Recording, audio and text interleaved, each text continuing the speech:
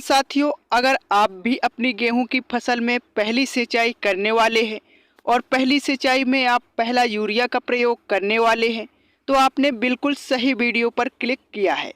आज की वीडियो में किसान साथियों, हम आपको बताएंगे कि आपको गेहूं की फसल में पहली यूरिया के साथ में क्या क्या मिला करके डालना चाहिए, जिससे आपकी गेहूं की फसल बाकी अन्य किसान भाइयों की गेहूं की फसल से अलग दिखे। आपकी गेहूं की फसल में इतना शानदार कल्लों का फुटाव हो कि आपका पूरा खेत गेहूं की फसल से भर जाए। आपकी गेहूं की फसल एकदम हरी भरी बनी रहे और ग्रोथ जोर शोर से करे। और किसान साथियों, आप अपनी गेहूं की फसल से रिकॉर्ड तोड़ उत्पादन लेना चाहते हैं तो आप इस वीडियो को शुरू से लेकर अंत तक पूरा जरूर देखिए। सबसे पहले किसान साथियों, आप जानते हैं कि गेहूं की फसल में हमें पहला पानी, पहली सिंचाई कब करनी चाहिए। अमूमन हमारे किसान भाई यही जानते हैं कि गेहूं की फसल में 21 दिन पर पहली सिंचाई करनी चाहिए, लेकिन किसान साथियों, यह जरूरी नहीं है कि आपको गेहूं की फसल में पहला पानी 21 दिन पर ही लगाना है। अपनी मिट्टी के अनुसार गेहूं की फसल में पानी लगाएंगे तो आपको इससे ज़्यादा फायदा होगा। कई बार हम क्या करते हैं कि 21 दिन पर गेहूं की फसल में पानी लगा देते हैं तो हमारी गेहूं की फसल एकदम से बैठी बैठी सी हो जाती है, उसमें पीलापन आने लगता है और भी कई बीमारी आ जाती है। तो पहला पानी किसान साथियों, आप इस तरीके से लगाएंगे जो हम आपको बता रहे हैं तो आपकी गेहूं की फसल की ग्रोथ नहीं रुकेगी, वह बैठी बैठी सी नहीं होगी और उससे कोई भी रोग नहीं आएगा और पीलापन भी नहीं आएगा। जहां गहरी दोमट काली मिट्टी है उसमें नमी कई दिनों तक बनी रहती है। तो ऐसी मिट्टी में आपको गेहूं की फसल में 25 से 30 दिन में मध्य पानी लगाना चाहिए। अगर आपके खेत की मिट्टी इस प्रकार की है कि उसमें ज़्यादा दिनों तक नमी नहीं बनी रहती, हल्की मिट्टी है, लाल मिट्टी है या फिर पीली मिट्टी है, तो इस तरह की मिट्टी में किसान भाइयों आपको 21 से 25 दिन के मध्य में पहली सिंचाई कर देनी चाहिए। तो किसान साथियों, हमने अच्छे तरीके से पहली सिंचाई करने का सही समय और तरीका समझ लिया है। अब हम बात करते हैं कि पहली सिंचाई करते समय आपको गेहूं की फसल में यूरिया के साथ में क्या-क्या मिला करके डालना चाहिए, जिससे आपकी गेहूं की फसल में शानदार कल्लों का फुटाव हो, गेहूं की फसल की ग्रोथ अच्छी हो, उसमें हरापन बना रहे। तो इसके लिए किसान साथियों, आपको पहला खाद तो यूरिया लेना है। यूरिया की मात्रा की बात करें तो किसान साथियों, आपको यूरिया की मात्रा 2 प्रकार से रखनी है। अगर आपने कम दिनों वाली, कम समय अवधि वाली वैरायटी लगाई है गेहूं की, तो उसमें आपको एक बार यूरिया डालना है और जो एक बैग होता है यूरिया का, उसको आपको 1 बीघा खेत में डाल देना है गेहूं की फसल में। और 1 एकड़ के हिसाब से बात करें तो आपको 2 बैग यूरिया के लेने हैं और 1 एकड़ खेत में डाल देना है। अगर किसान साथियों आपने लंबे समय अवधि वाली गेहूं की वैरायटी लगाई है तो उसमें आपको 2 बार यूरिया का प्रयोग करना चाहिए। पहली बार में आपको यूरिया की मात्रा 30 केजी प्रति बीघा और एकड़ की बात करें तो आपको 60 किलोग्राम प्रति एकड़ के हिसाब से यूरिया की मात्रा रखनी चाहिए। किसान साथियों, यूरिया के साथ में ही आपको कुछ चीज़ें और मिलानी पड़ेंगी। अगर किसान साथियों आपने पहले बुआई करते समय जिंक का प्रयोग गेहूं की फसल में नहीं किया है तो इस समय पर आपको पहली यूरिया के साथ में जिंक का प्रयोग जरूर करना चाहिए।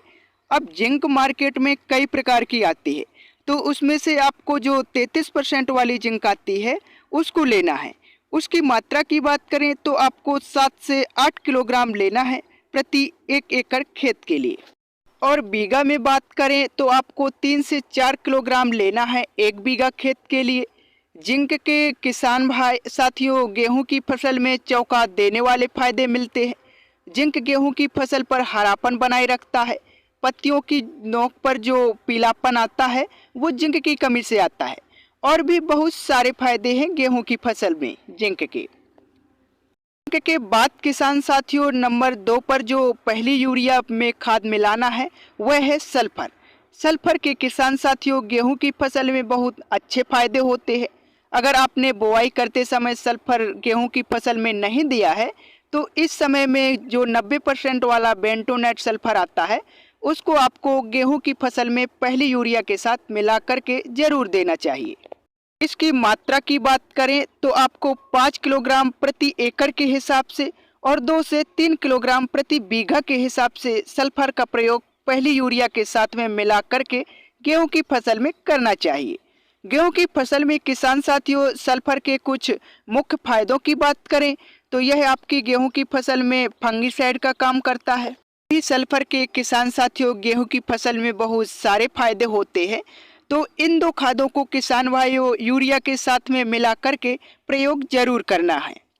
अब किसान साथियों ध्यान दीजिएगा, आपको इन सभी खादों का प्रयोग कब करना है यह जानना बहुत ज़्यादा जरूरी है। कई किसान भाई हमारे पानी लगाने के बाद में इन खादों का प्रयोग करते हैं, तो ऐसा आपको किसान साथियों भूल कर भी नहीं करना चाहिए। आपको हमेशा ही पानी लगाने से पहले गेहूं की फसल में सभी खाद उर्वरकों का प्रयोग करना चाहिए, क्योंकि किसान साथियों अगर आप पानी लगाने के बाद में इन सब खाद उर्वरकों का प्रयोग करेंगे तो यह आपकी गेहूं की फसल की जड़ों तक समय पर नहीं पहुंचेगी, जिससे आपकी गेहूं की फसल में कई दिनों बाद इन सभी खाद उर्वरकों का असर होगा। और अगर आप पानी लगाने से पहले सभी खाद उर्वरकों का प्रयोग अपनी गेहूं की फसल में करते हैं तो जैसे ही किसान साथियों आप गेहूं की फसल में सिंचाई करेंगे, पानी लगाएंगे, तो तुरंत सभी खाद उर्वरक अपनी गेहूं की फसल की जड़ों के पास पहुंच जाएंगे। फसल जो है इनको तुरंत ग्रहण करने लगेगी, जिससे आपको इनका रिजल्ट जल्दी ही फसलों में दिखेगा। पहली यूरिया किसान साथियों डालने के बाद में, पहली सिंचाई करने के बाद में आपको गेहूं की फसल में एक पहला स्प्रे भी जरूर करना चाहिए। बिल्कुल नाम मात्र के खर्च में किसान साथियों आप यह एक स्प्रे अपनी गेहूं की फसल में कर सकते हैं। स्प्रे में किसान साथियों आपको लेना है जिंक सल्फेट 33% वाला 800 ग्राम, मैग्नीज सल्फेट 300 ग्राम, बोरोन 100 ग्राम और फेरस सल्फेट 500 ग्राम।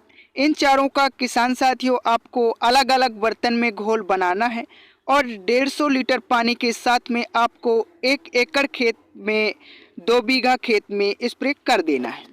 स्प्रे करने के 5 से 7 दिन बाद किसान साथियों आप अपनी गेहूं की फसल को जब देखेंगे तो उसमें आपको एक अलग सा ही परिवर्तन नजर आएगा। आपकी गेहूं की फसल में किसी कारणवश बैठी बैठी सी हो रही होगी तो वो एकदम से ग्रो करने लगेगी और आपकी फसल में थोड़ा सा भी पीलापन होगा तो वह एकदम से हरापन में बदल जाएगा। और अगर आपको हमारी दी गई जानकारी अच्छी लगी हो तो वीडियो को लाइक, चैनल को सब्सक्राइब और अन्य किसान भाइयों के साथ शेयर जरूर करिएगा।